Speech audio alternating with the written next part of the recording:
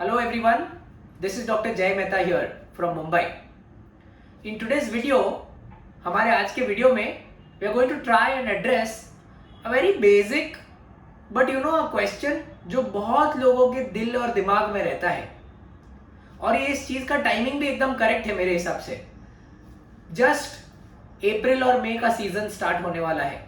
Commonly we call this as the summer season and लोगों के mind में ये क्वेश्चन रहता है कि क्या गर्मी के सीजन में, क्या समर सीजन में आईवीएफ का ट्रीटमेंट करना चाहिए या नहीं। ओवरऑल अगर आप हमारी सोसाइटी को देखो तो एक ब्रॉड कॉन्सेप्ट है। बॉडी में हीट ज्यादा है, इसकी वजह से शायद प्रेगनेंसी नहीं रुकी। एनवायरनमेंट में हीट ज्यादा है, इसलिए बॉडी हीट ज्यादा है, इसके वजह से आपको प्रेगनेंसी नहीं रुक रही। खाने में कोई चीज ऐसी है जो गर्म पड़ती है बॉडी में अंदर जाके, इसके वजह से प्रेगनेंसी नहीं रुकती, क्योंकि प्रेगनेंसी को गर्मी पसंद नहीं है। रादर प्रेगनेंसी का ग्रोथ करने के लिए एनवायरनमेंट अगर ज्यादा गर्म होता है तो वो चीज प्रेगनेंसी के लिए शायद हानिकारक हो सकती है। ये हमारे सोसाइटी में, हमारे कल्चर में, हमारे फैमिलीज में एक बहुत कॉमन थॉट रहता है, स्पेशली सीनियर जनरेशन में, एल्डर्स में, हमारे पेरेंट्स, हमारे ग्रैंड पेरेंट्स में। मैं आपको एक सिंपल क्वेश्चन पूछना चाहता हूं। क्या आपको लगता है कि जो कंट्रीज में गर्मी ज्यादा होती है, for example the gulf, Dubai, UAE, Oman, Qatar, Bahrain, ये सब जगह में लोगों को प्रेगनेंसी नहीं रुकती? क्या आपको लगता है कि इंडिया में, राजस्थान में, जहां पे समर सीजन में गर्मी बहुत ज्यादा होती है, वहां पे पूरे के पूरे समर सीजन में कोई प्रेग्नेंट ही नहीं होता? रिमेंबर वन थिंग, कोई भी चीज को try and analyse it in a scientific manner. जब कभी भी हम ये क्वेश्चन का आंसर देने की कोशिश करते हैं, मैं आपको एक एकदम मजेदार स्टैटिस्टिक्स दूंगा। हमारे सेंटर में, since we are a referral unit for IVF across the state of Maharashtra, हर महीने में तकरीबन 150 से 200 लोगों का आईवीएफ का प्रोसीजर होता है।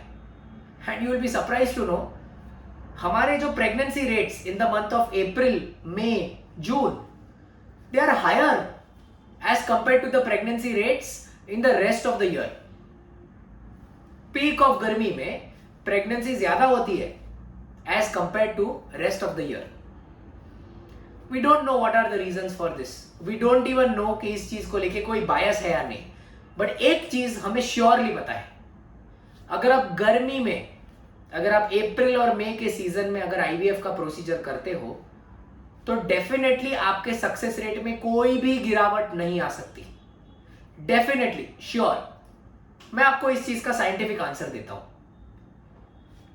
आप में से बहुत लोगों को पता होगा कि ह्यूमन बॉडी का जो टेम्परेचर रहता है दैट इज अराउंड 37 डिग्रीज।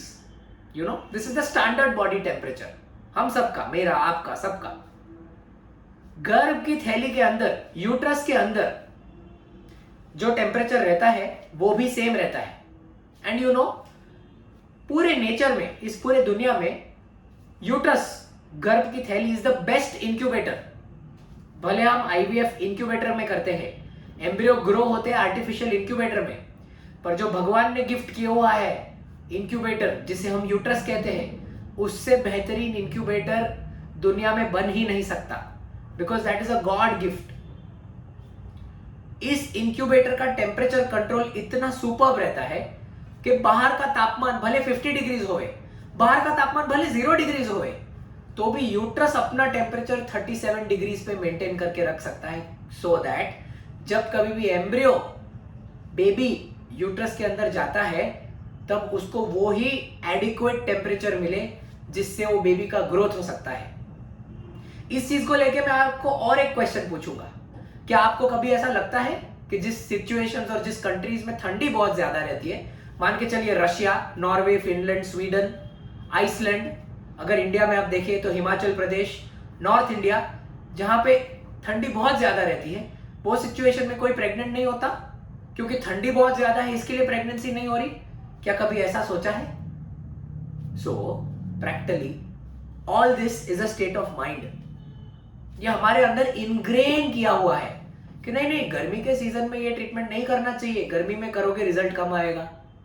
और एक चीज मैं आपको एकदम प्रैक्टिकल चीज है, शायद थोड़े लोगों को ये चीज एकदम स्टूपिड लगे, पर मैं तो भी बताना चाहता हूं।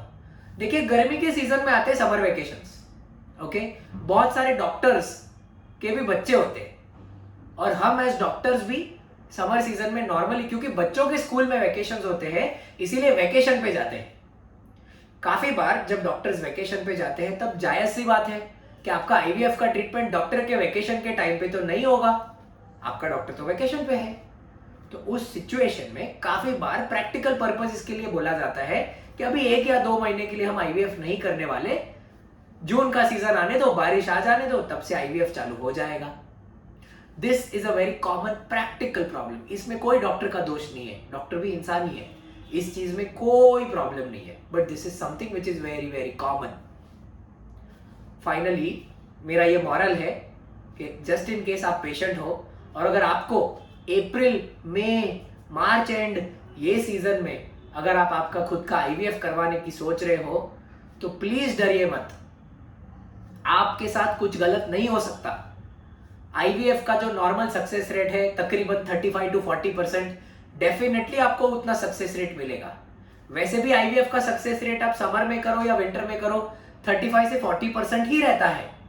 सो डोंट थिंक कि समर में करने से सक्सेस रेट्स कम हो जाएंगे, क्योंकि हमेशा ध्यान में रखिए कि जो गॉड गिफ्टेड इंक्यूबेटर है, जो यूट्रस है, जो लेडी का यूट्रस है, वो यूट्रस में टेम्परेचर मेंटेन करने की क्षमता बाहर का टेम्परेचर कुछ भी होने दो इतनी ज्यादा पावरफुल है कि कोई भी मैनमेड इंक्यूबेटर उस चीज को बीट नहीं कर सकता।